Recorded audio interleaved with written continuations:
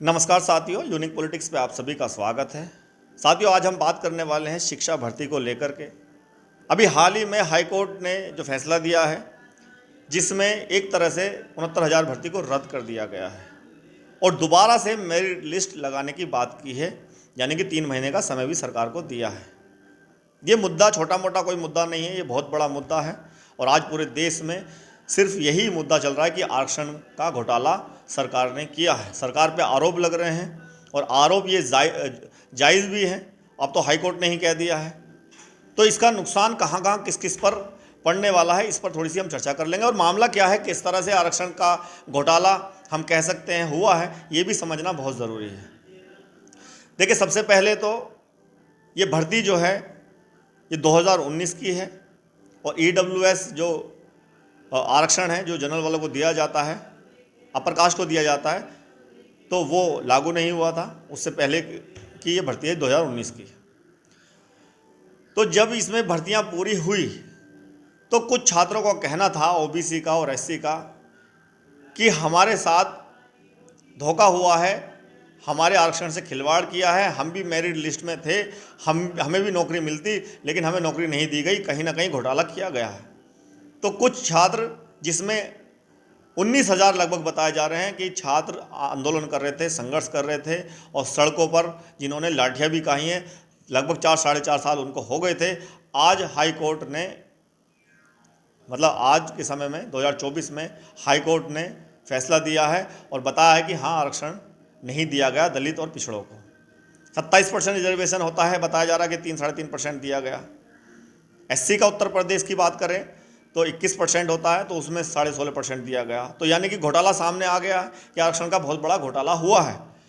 और ये इतनी बड़ी गलती किससे हुई है? ये सरकार से हुई है, क्योंकि सरकार के समय में ये भर्ती निकली थी। योगी सरकार से ये गलती हुई है। अब केशव प्रसाद मौर्य डिप्टी CM है इसी पार्टी के अंदर, राजभर भी गठबंधन में, अनुप्रिया पटेल भी गठबंधन में है और ये भी गठबंधन में थी पहले से। तो छात्रों का ये कहना है कि जो आज केशव प्रसाद मौर्य अपनी सरकार के खिलाफ जाकर इसका स्वागत कर रहे हैं, अनुप्रिया पटेल स्वागत कर रही हैं, राजभर स्वागत कर रहे हैं, इन्होंने कुछ नहीं किया हमारे लिए। हमने बहुत संघर्ष किया, हमने बहुत लाठियां खाई हैं, लेकिन कोई भी किसी ने भी हमारा साथ नहीं दिया। लेकिन आज राजनीति करने के लिए, पिछड़ों की राजनीति करने के लिए, वोट बैंक की राजनीति करने के लिए ये इस तरह के बयान दे रहे हैं और इसका स्वागत कर रहे हैं। और ये सीधी बात है, अब अगर समझें तो पूरी की पूरी कैबिनेट होती है इतनी बड़ी भर्ती को पास करने के लिए। उसमें ये तो मंत्री थे, डिप्टी CM केशव प्रसाद मौर्य, ये तो डिप्टी CM थे, अनुप्रिया पटेल इन्हीं के साथ थी। तो इन्होंने जब कुछ नहीं किया, जब इनके हाथ में था, जब ये कर सकते थे। लेकिन आज सिर्फ क्योंकि सबसे ज़्यादा OBC के साथ इसमें छेड़खानी हुई है और OBC को मात्र 27 में से 3.5% मिला है। तो OBC, पूरा देश का जो OBC है, अब वो इस भर्ती को लेकर सोच रहा है कि पता नहीं कितनी सारी भर्तियाँ कहाँ कहाँ ऐसा होता हो, और जब इसमें हो सकता है पता नहीं कैसे कैसे हुआ हो। तो इसीलिए पिछड़ों के जितने नेता हैं, क्योंकि राजभर पिछड़ों के नेता हैं, केशव प्रसाद मौर्य पिछड़ों के नेता हैं, अनुप्रिया पटेल पिछड़ों की नेता हैं, और ये इनके साथ हैं जिन्होंने ऐसा किया है। तो ये आप अपनी पार्टी जिसके साथ गठबंधन में है उनके खिलाफ इसलिए जा रहे हैं क्योंकि इनकी तो खुद की पार्टी है अपनी, राजभर की तो है ही और अनुप्रिया पटेल की तो है ही, इनकी तो खुद की पार्टी है। ये उन पे आरोप लगा देंगे अपनी पार्टी पे जिनके साथ ये हैं, खुद बाहर निकलने की कोशिश करेंगे सिर्फ पिछड़ों की राजनीति करने के लिए, उनको वोट बैंक उनका बना रहे। लेकिन छात्रों का सीधा सीधा कहना है, यही राजभर थे जो ये कह रहे थे कि इनको तो ये तो लाठी खाने लायक है। राजभर ने ये बयान दिया था और डिप्टी CM थे केशव प्रसाद मौर्य। इनको अगर ये इसके पक्ष में थे, छात्रों के पक्ष में थे जो संघर्ष कर रहे थे, तो इनको पहले ही इस पर संज्ञान लेना चाहिए था और ईमानदारी से भर्ती करनी चाहिए थी। अब ये कुछ भी कहें, इसका स्वागत करें, अब जनता मानने वाली नहीं है। अब साबित ये हो गया कि आप आरक्षण विरोधी हैं। बड़े आरोप पहले से ही लगते आए हैं बीजेपी के ऊपर कि ये आरक्षण विरोधी हैं, ये संविधान विरोधी हैं, ये आरोप लगते रहे। और मोदी जी ने हमेशा ये बात कही कि हम संविधान विरोधी नहीं हैं, हम आरक्षण विरोधी नहीं हैं। कभी भी छेड़छाड़ आरक्षण से नहीं होगी। जो रूल बना हुआ है, जो संविधान में है, उसके अकॉर्डिंग सारी चीज़ें होंगी, वैसी भर्ती होंगी। वो कहते तो आए, बचने की भी कोशिश उन्होंने की, सफाई भी पेश की, लेकिन अब किस्मत खराब मान लो भाजपा सरकार की कि हाई कोर्ट ने इतना बड़ा फैसला दे दिया, इसमें साफ साफ दिख गया कि यहाँ घोटाला हुआ है। अब इसमें बड़ी बात क्या है? सबसे बड़ी बात यह है, आप सोचिए वो छात्र जो तैयारी करते हैं, लगातार पढ़ते हैं, और कुछ लोग तो ऐसे हैं जो सिर्फ इसी की वजह से बदौलत, नौकरी की बदौलत मेहनत करते हैं कि हमारा नंबर आ जाएगा, हम शादी जब करेंगे तब तक शादी नहीं करेंगे। ऐसे बहुत सारे लोग हैं, कभी शादी नहीं करते। अगर जो संघर्ष कर रहे थे अब वो भर्ती होते हैं, तो 4 साल पहले अगर वो हो जाते तो क्या होता? हो सकता है उनके खुद के मकान होते, हो सकता है वो गाड़ियों में घूमते, हो सकता है शादियां हो जाती, लेकिन वो 4 साल तक मानसिक रूप से भी और शारीरिक रूप से भी प्रताड़ना झेलते रहे। उन्होंने लाठियां भी खाई और महिलाओं के हाथ भी तोड़े गए। इसकी जिम्मेदारी किसकी है? कौन लेगा जिम्मेदारी? किसको सजा होगी इस चीज़ को लेकर के? तो ये बड़ा ही संवेदनशील मुद्दा है, और छात्रों के साथ अगर ऐसा होता है तो देश के जितने भी छात्र हैं उनके मन को ठेस पहुंचती है कि इस तरह से अगर घोटाला किया जा रहा है तो बहुत गलत है। ये हो गया जिन्होंने इतनी प्रताड़ना सही है, जो संघर्ष कर रहे थे। अब उनका देखिए जो असंवैधानिक तरीके से अंदर चले गए हैं, जनरल वाले की बात हो रही, जो चले गए हैं, जो भर्ती जो नौकरी कर रहे हैं, जिन्होंने लोन ले लिया होगा, घर खरीद लिए होंगे, गाड़ियाँ खरीद ली होंगी, शादियाँ हो गई होंगी, उनकी नौकरी की बदौलत ही शायद उनकी शादी हुई होंगी। अब उनका क्या? अगर उनको हटाया जाएगा तो उनके पूरे परिवार पर कितना बड़ा असर पड़ेगा, ये भी। अब इतनी बड़ी बात हो गई, अब इसका जिम्मेदार कौन है? ये बहुत बड़ा मुद्दा है, छोटा मोटा मुद्दा नहीं है। इसमें सरकार घिरती नजर आ रही है, और अब तो विपक्ष के जो इनके पक्ष के नेता हैं, जो इनके साथ गठबंधन में, वो इनको घेरने के लिए तैयार बैठे हुए हैं। कहीं ना कहीं सरकार घिरती नजर आ रही है। अब क्या होगा? क्या सरकार सुप्रीम कोर्ट जाएगी? सुप्रीम कोर्ट शायद नहीं जाए। सरकार इस पर शायद कुछ ना कुछ हल जरूर निकालने की कोशिश कर रही है, लेकिन हो सकता है कि जो बाहर आएंगे, इससे जो बाहर निकलेंगे, वो सुप्रीम कोर्ट जाएंगे, फिर ये मामला अटक जाएगा, फिर ये लंबा खिंच जाएगा। अभी 4-5 साल तो खिंच गए, उम्र निकल जाती है लोगों की। तो ऐसे काम नहीं होने चाहिए, संविधान के दायरे में काम होना चाहिए। अगर पहले ही इस पर जिसका जितना रिजर्वेशन है उसके हिसाब से भर्ती होती तो शायद ये बात ही नहीं उठती। ये इतना बड़ा मुद्दा जो देश के अंदर चल रहा है, ये होता ही नहीं, तो कहीं ना कहीं नाकामी है सरकार की। और ये मुद्दा है क्या? रिजर्वेशन किस तरह से मिलता है, थोड़ा सा ये भी समझ लेते हैं। मैं समझा देता हूं कि कुछ लोग कंफ्यूज रहते हैं इस चीज़ को लेकर के। देखिए, केंद्र की बात करें तो 27% ओबीसी को मिलता है रिजर्वेशन, 15% एससी को मिलता है, एसटी को 7.5% मिलता है। ये उत्तर प्रदेश की भर्ती थी, तो हम उत्तर प्रदेश की बात करते हैं, तो उत्तर प्रदेश में एससी को 21% मिलता है, 2% एसटी को मिलता है, और 27% ओबीसी को मिलता है। मान लिया एससी वाले ने जो उसकी 15% के हिसाब से नौकरियां हैं, अगर 69,000 का 15% निकले तो लगभग 14,500 बैठता है, तो 14,500 किसकी हुई? एससी की। अगर उसने 20,000 नौकरियां ले ली तो फिर सरकार ये कह सकती है कि हमने तो ज़्यादा ही दी, कम तो दी नहीं। 27% ओबीसी का है, तो 27% से ज़्यादा अगर नौकरियां ओबीसी वालों ने ले ली तो सरकार तो ये कहेगी हमने तो ज़्यादा ही दी, कम तो दी नहीं। लेकिन इस बात को समझना पड़ेगा आम जनता को भी कि कैसे ओबीसी और एससी को 15% से ज़्यादा नौकरियां मिलती हैं, कितनी मिल सकती हैं, ये भी समझना जरूरी है। देखिए, जो 49.5% एसटी ओबीसी 49.5% ये तीनों का मिलाकर बैठता है, और 50.5% बैठ जाता है किसका? जनरल का। जनरल का मतलब अपर कास्ट नहीं है, जनरल कैटेगरी है। जनरल कैटेगरी का मतलब कि ये सबके लिए ओपन है। इसमें जो हाईएस्ट मार्क्स लाएगा, ज़्यादा मार्क्स लाएगा, वो इसमें आ सकता है। इसको ऐसे समझिए, मान लिया एक ओबीसी वाले ने हाईएस्ट मार्क्स लाया, बहुत ज़्यादा मार्क्स लाया है, तो जनरल कैटेगरी के अंदर आ गया है, तो अब वो ओबीसी में काउंट नहीं होगा, वो जनरल में काउंट होगा, और 27% अलग काउंट होगा। ऐसे ही एससी अगर बहुत ज़्यादा मार्क्स लाया है तो वो 15% में काउंट नहीं होगा, वो जनरल में काउंट होगा, और एससी का जो 15% है वो अलग रहेगा। ये नियम कहता है, ये रूल कहता है। तो कितना ले सकता है ओबीसी?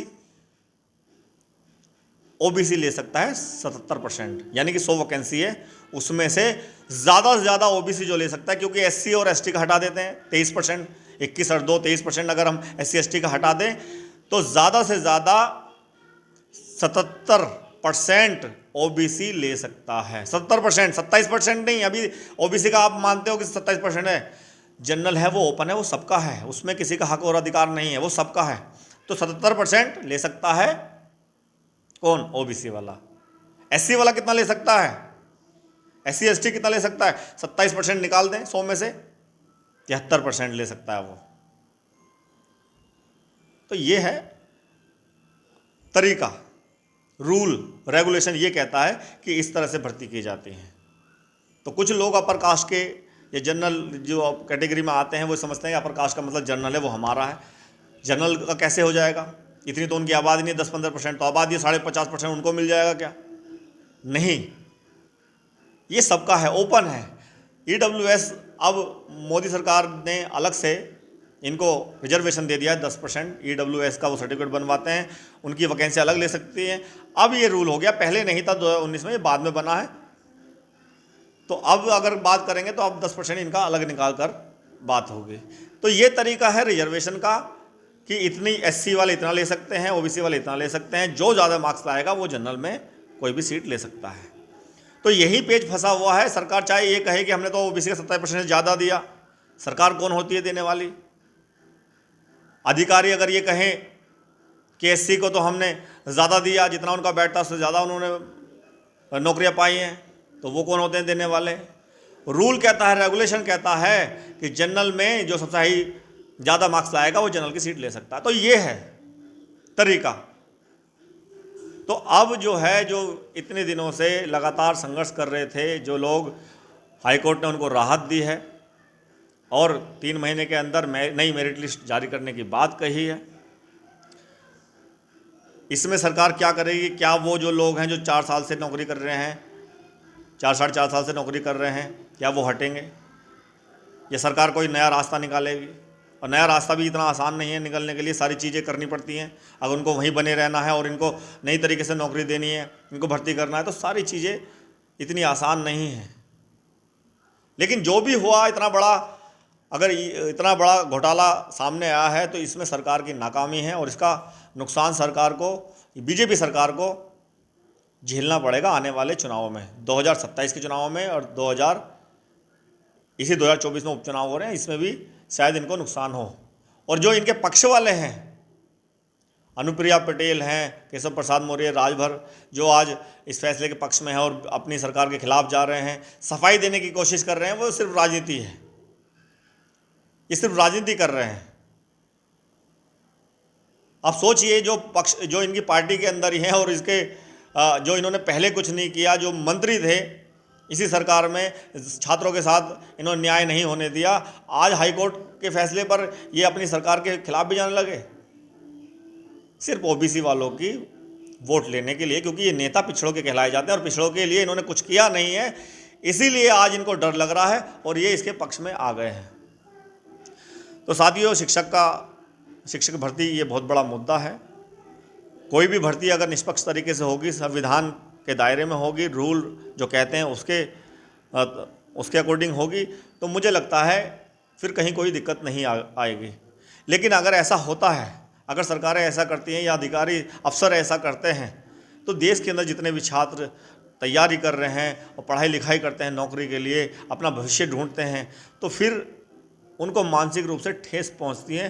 वो फिर पढ़ना लिखना छोड़ देते हैं, वो सोचते हैं कि ये सब कुछ बेकार है, सब घोटाला होता है, सब अपने अपने भर लेते हैं। तो ये सरकारें अगर इस तरह से करेंगी तो देश के अंदर अराजकता फैल जाएगी और छात्र छात्राएं, जितने लोग पढ़ते हैं, पढ़ाई करते हैं, उनके दिमाग को ठेस पहुंचेगी और ऐसा बिल्कुल भी नहीं होना चाहिए। इसीलिए इस पर कार्रवाई होनी चाहिए, सख्त से सख्त कार्रवाई हो इस पर और इस मुद्दे को जल्दी से सुलझाया जाए। सरकार को इस पर कोई ना कोई ऐसा हल निकालना चाहिए, क्योंकि हम नहीं चाहते कि जो लगे हुए हैं 4 साल से नौकरी कर रहे हैं, जिन्होंने गाड़ियां खरीदी, जिन्होंने घर खरीदे लोन लेकर के, अगर वो हट जाएंगे तो वहाँ कैसे पूरा वो कर पाएंगे? शायद वो वो भी घर उनसे छिन जाएगा। तो इसलिए वो भी बने रहें, चाहे वो जनरल के हों, मैं किसी के विरोध में नहीं हूँ, वो भी बने रहें। और जो लोग ओबीसी वाले 19,000 या दलित पिछड़े जितने भी आंदोलन कर रहे थे, संघर्ष कर रहे थे, उनको भी नौकरी दी जाए। ऐसा रास्ता अगर निकाला जाता है तो सही होगा। अगर ऐसा रास्ता नहीं निकलता तो कहीं ना कहीं द्वेष की भावना, लड़ाई झगड़े, बहुत सारी चीज़ें होंगी। फिर जनरल वाले उस पर वो डालेंगे, याचिका डालेंगे, फिर वो स्टे लगा देंगे। ये बहुत लंबा मुद्दा खिंच सकता है। और सरकार चाहे किसी की भी हो, वो अगर पार्टी को छोड़ करके सही जनता का हित देखे, छात्रों का हित देखे, तो शायद फिर लोग विश्वास करेंगे अधिकारियों पर भी, सरकारों पर भी।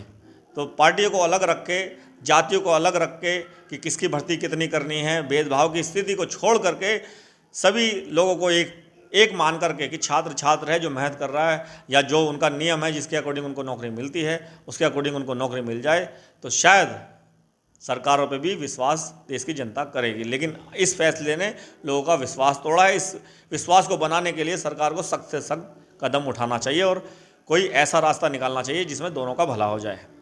बहुत बहुत धन्यवाद। नमस्कार।